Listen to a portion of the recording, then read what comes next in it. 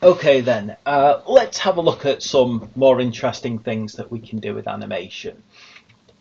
I think it's time that we talked a bit more about this cloth. So as you can see, at the moment it kind of just falls no matter what, and sometimes we don't want it falling.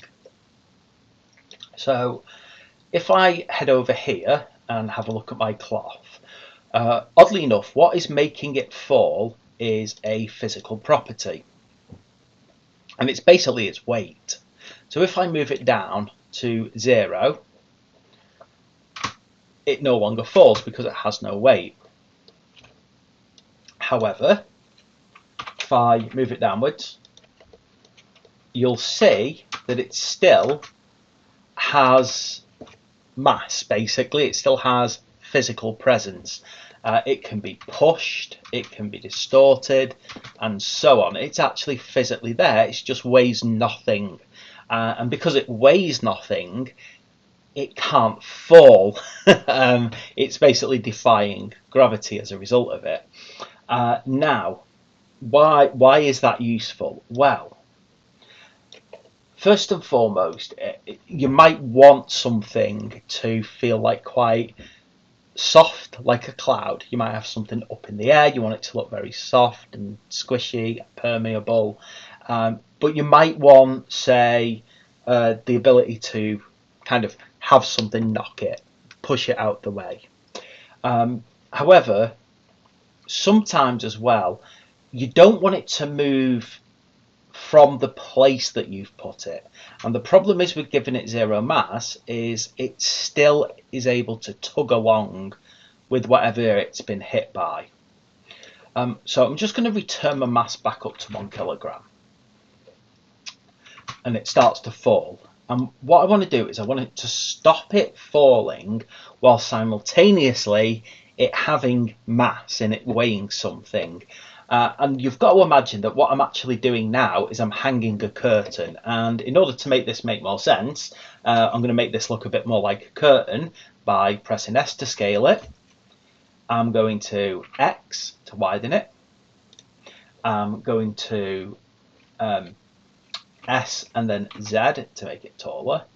And then I'm going to do S and Y to make it thinner. And there we go. It is now my little curtain.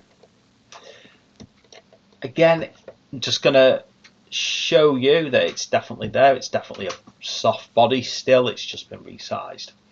Okay, now this is the cool part. I'm going to go into tab and I'm going to go and I'm going to grab hold of these here, these vertices. I'm going to press shift. I'm going to grab these ones over here. And then I'm going to go down into my data tab and I'm going to add a vertex group and I am going to pin it. Well, I'm going to call it pin. Helps if I didn't use caps lock there. I hate using caps. Pin. And I'm going to assign those vertices to it. Okay, now I'm going to head back into my physics, and within my cloth, I'm going to find this part here called shape. And I'm going to get my pin group, and basically I'm pinning that group to it. And then what I'm going to do is I'm going to get out of edit mode, and this time it's going to act differently. So this time it's not falling, so you can see it's literally pinned in place. Basically, the vertex groups that I have assigned to pin, the pin group, basically makes it hold perfectly there, and it won't go anywhere else as a result of it.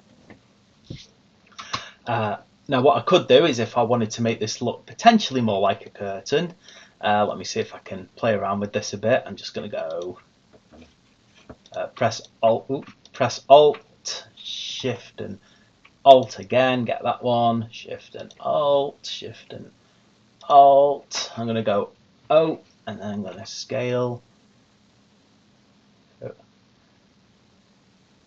along the, I always get this wrong, scale along the Z. I'm just going to pull that in a bit, make it pleated. It's not perfect. Oh no, that's not the right. Maybe I should actually do this right because I'm not getting this right. There we go. I'm just going to bend it a little bit on the wide to make it feel a bit more like a curtain shape. Yeah, it's not the best. It's not the best curtain shape in the world, but it'll do. Yeah. Tab again and watch. And can you see it has that more like jagged, pleated effect that a curtain, and now it's kind of rolling in the wind quite nicely, like you would expect a real curtain to do. You could play around a lot with this. You could put a pole through it, and then it would kind of be on a curtain pole or whatever else you want to do. It's also a great way to make like flags and banners. So if you're going to create like some sort of medieval environment, it's really great for doing that. You could even potentially pause it at a particular moment, which is a great little thing if you then wanted something that looked like a cloth that was blowing in the wind. Pause at a particular moment. If you're getting a static scene, then you could do it like that.